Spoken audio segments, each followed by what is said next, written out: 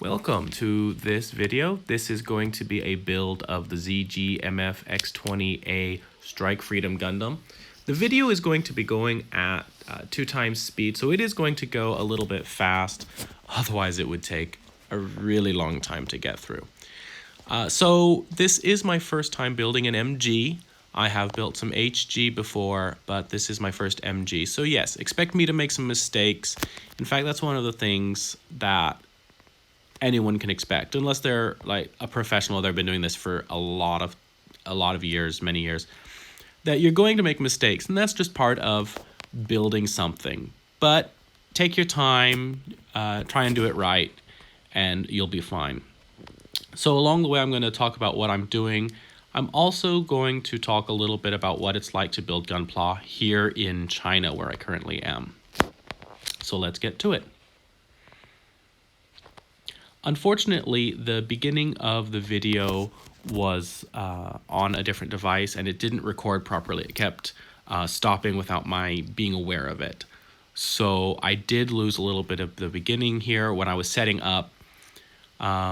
Basically, when I set up, the first thing I do is I just lay out my tools. I get my mat, I get my instructions, look through the instructions, and then I start going through my sprues. I like to make sure my sprues are organized alphabetically so that I can easily find the right sprue, the right part, and all that. My primary tools are a pair of nippers, my knife. I use a pair of needle nose pliers that are not really rough instead of tweezers. Those will help hold on to really small parts that you might cut yourself if you're not careful. And then I will also have a little bit of painting that I'd like to do. I don't generally do panel lining or weathering, but I do like to paint some of the pieces just a different color to make the model a little bit my own.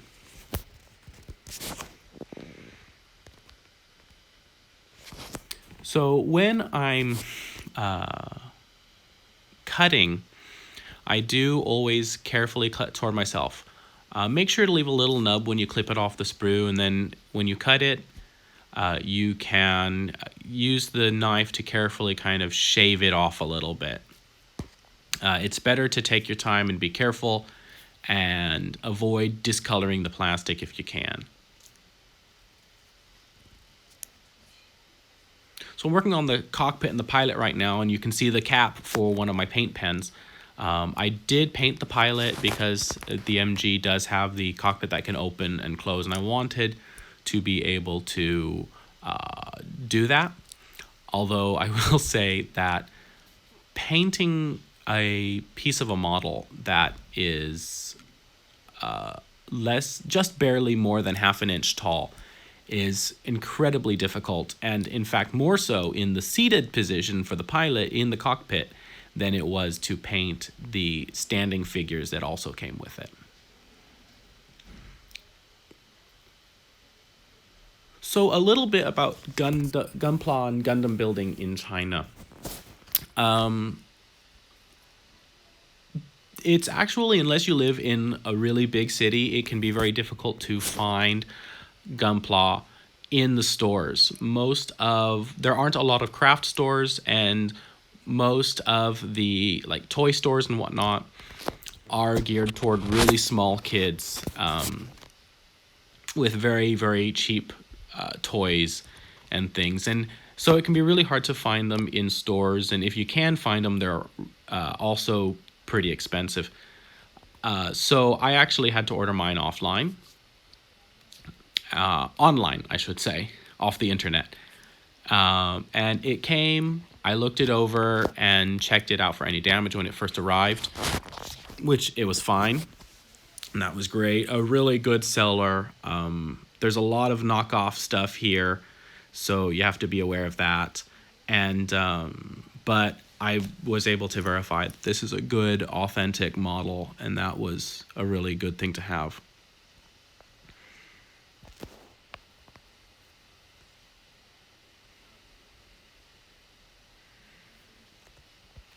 So there you've got my needle nose pliers, and you could see that when I was painting the pilot, actually, I was holding him in the needle nose pliers so that I could get at him. And here we've got his actual cockpit, trimming that up with my knife. I also have a file that I use occasionally, but I found that this gold for the skeleton scuffs very easily. It discolors very easily, so I was a little more careful trying to shave with the knife and use the scraper on the back of the blade instead of using the file, which is a little bit harder, a little bit coarser.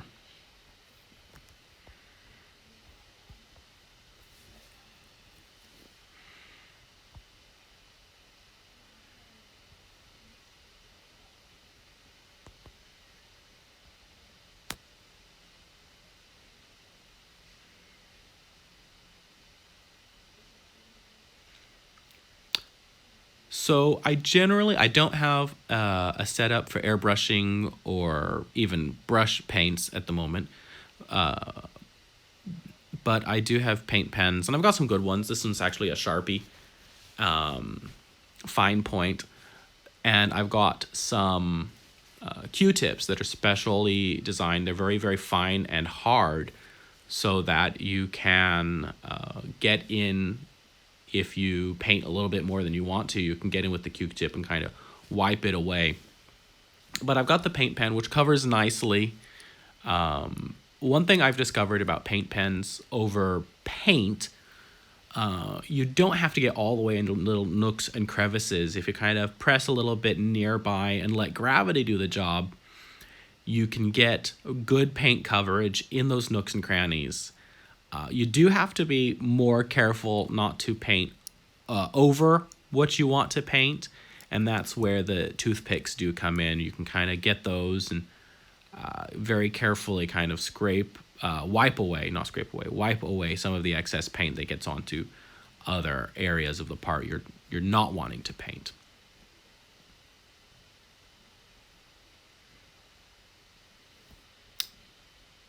So I was just doing a very small accent on the back of the torso frame here, about 1 centimeter across.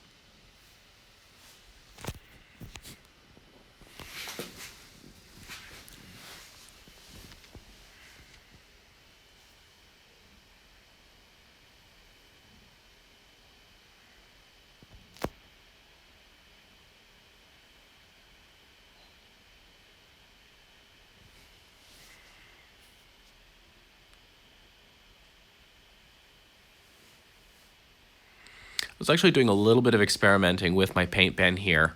You see me kind of dabbing at my instruction book. I pick a space that usually one of the instructions that I'm already past, one of the steps I'm already past, and I'll kind of dab on the empty space to check my paint pen. But what I'm doing here is I'm trying to paint the figure a little bit, some blue and some green. And what I was experimenting with was to see if I could get paint on the Q-tip and then use that like a brush. Unfortunately, I could not, so I just had to be really careful and try and dab at it and get the coverage I wanted on the figure. And you can see I really do just kind of dab at it a little bit. I don't really brush or whatnot. I just kind of dab at it and let the paint flow onto the part to get a good coat.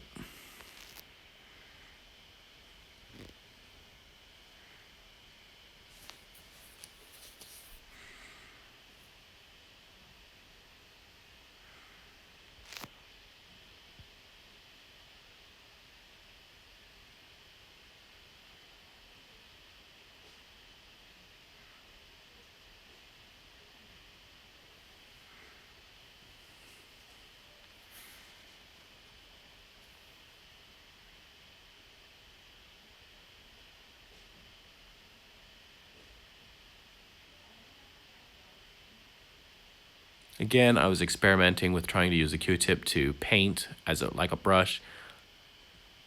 Spoiler warning, it didn't work.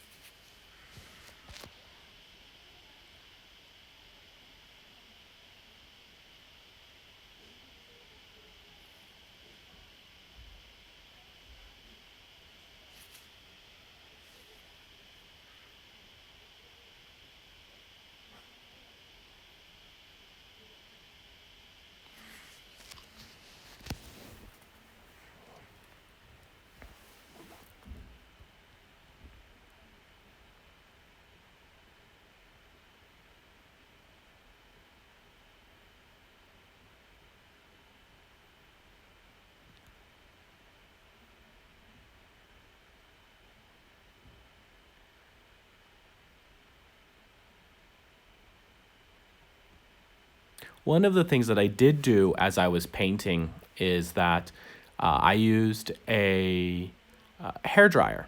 I used my wife's hair dryer to help dry the paint more quickly. That way I was able to get additional coatings and alternate secondary or tertiary colors on there more quickly without having to wait quite so long for paint to dry. As they say, waiting for paint to dry is not fun. So here I am clipping out the rest of the framework for the torso. And you can see I very, very carefully shave. I do brace with my thumb, and I pull very slowly toward myself. I don't try and take it all off at once.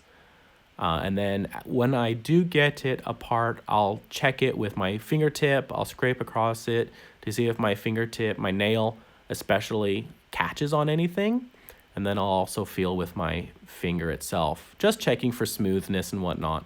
You do want to be careful, especially using a knife, not to either discolor your piece or to accidentally create a divot. Both of things I've done on multiple occasions.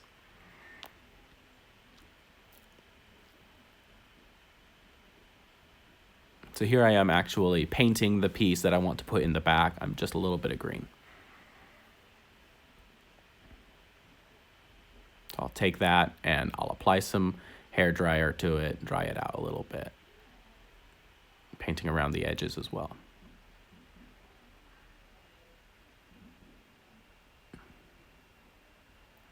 Again, I'm holding it with the needle nose pliers.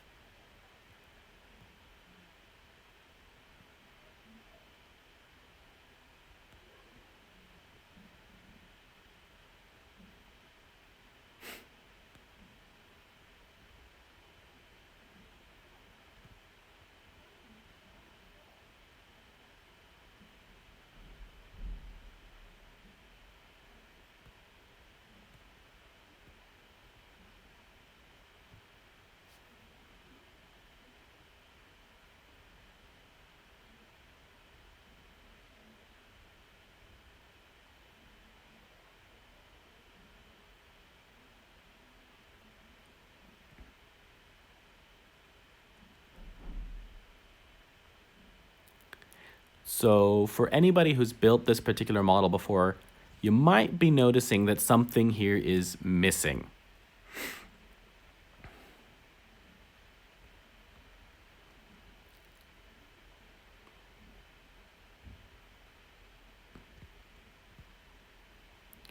So I actually stuck the two sides of the torso skeleton together, and there's a little bit on the top where I forgot something. I forgot a part, and here I am wiggling it apart very slowly, very carefully, coming at it from multiple directions and pulling at it, kind of getting my fingernails between it to kind of pull it apart, because I forgot the mount for the head, unfortunately. So I had to get it apart and install that on. So make sure everything's all on one side, and I'll go get that taken care of as well.